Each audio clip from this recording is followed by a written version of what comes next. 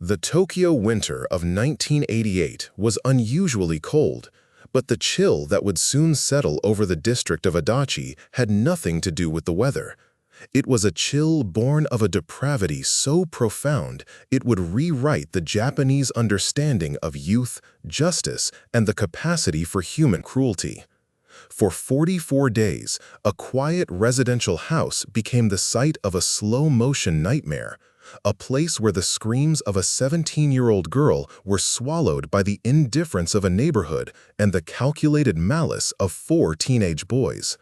This is the story of Junko Furuta, a case that remains a jagged scar on the collective conscience of Japan, not just for the horror of the crime, but for the systemic failure that allowed it to persist and the controversial leniency that followed. Imagine a typical suburban street. The houses are close together, the sounds of televisions and dinner preparations drifting through thin walls.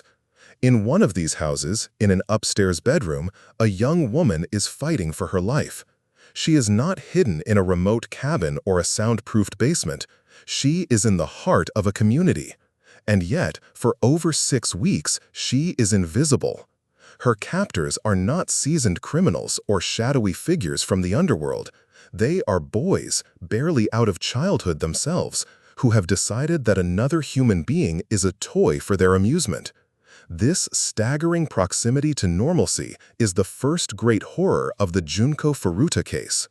Junko was, by all accounts, a vibrant and diligent student. She attended Yashio Minami High School and was known for her kindness and her focus on her future. She worked part-time at a local shop and was well-liked by her peers. She was a daughter of a hard-working family, the kind of girl who represented the promise of Japan's next generation. But on the evening of November 25, 1988, that promise was intercepted. As she cycled home from her job, she was targeted by a group of 4 boys led by 18-year-old Hiroshi Miyano. The abduction was not a chance encounter. It was a predatory act. Miyano and his accomplices staged a fall, causing Junko to crash her bicycle.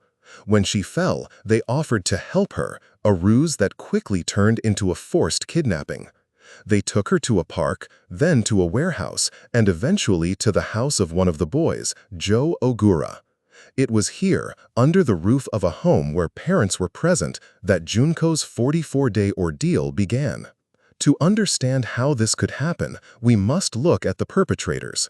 Hiroshi Miyano was a boy who sought power through intimidation. He was involved in a local gang and used his reputation to exert control over his friends. He was the architect of the nightmare, the one who dictated the terms of Junko's captivity. His accomplices, Joe Ogura, Shinji Minato, and Yasushi Watanabe, were his willing lieutenants. They were not coerced into participating. They were active, enthusiastic participants in a collective descent into sadism. What followed over the next several weeks is difficult to articulate without descending into the very sensationalism we seek to avoid.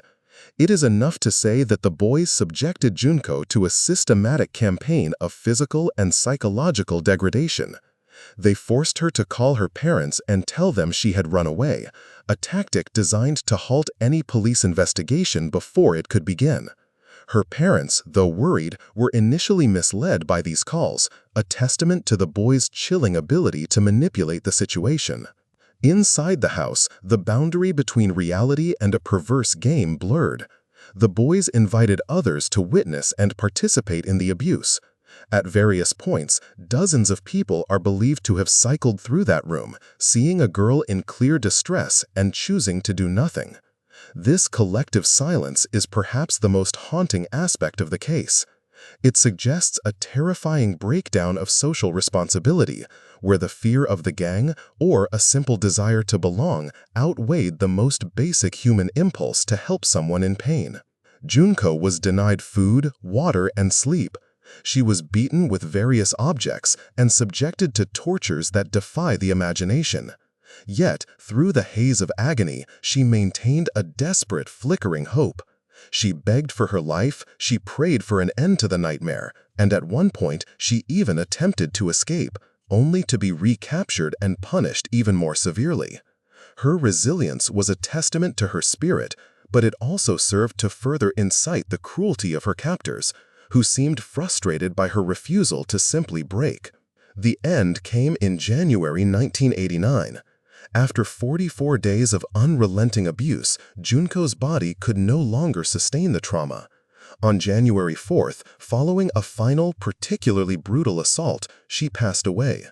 The boys, faced with a corpse instead of a captive, did not feel remorse. They felt an inconvenience. Their solution was as cold-blooded as the crime itself. They placed Junko's body in a large oil drum, filled it with concrete, and transported it to a reclamation site in Koto, Tokyo. They thought that by encasing her in concrete, they could bury the evidence of their depravity forever. But the weight of such a crime is not so easily hidden. In early 1989, police were investigating a separate matter involving the gang when one of the boys began to crack. Under interrogation, the details of the concrete-encased girl began to emerge.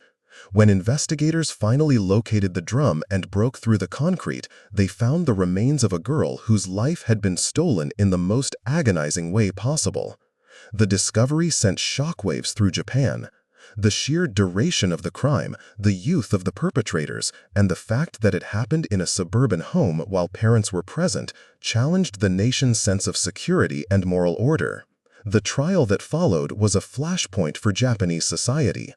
Because the perpetrators were minors under Japanese law at the time, their names were initially withheld from the public, and they were tried in a system that prioritized rehabilitation over punishment. This sparked a massive public outcry. The juvenile law of Japan, designed to protect wayward youths, was now being used to shield individuals who had committed a crime of adult-level calculation and malice. The sentences handed down were seen by many as a second injustice. Hiroshi Miyano, the leader, was sentenced to 20 years, the maximum possible for a minor at the time. The others received sentences ranging from 5 to 10 years. To a public mourning a girl who had been tortured for 44 days, these sentences felt like a trivialization of her suffering. The case ignited a fierce debate about the age of criminal responsibility and whether certain crimes are so heinous that the age of the perpetrator should be irrelevant. The legacy of Junko Furuta is not found in the concrete drum or the courtroom transcripts, but in the enduring questions her story poses.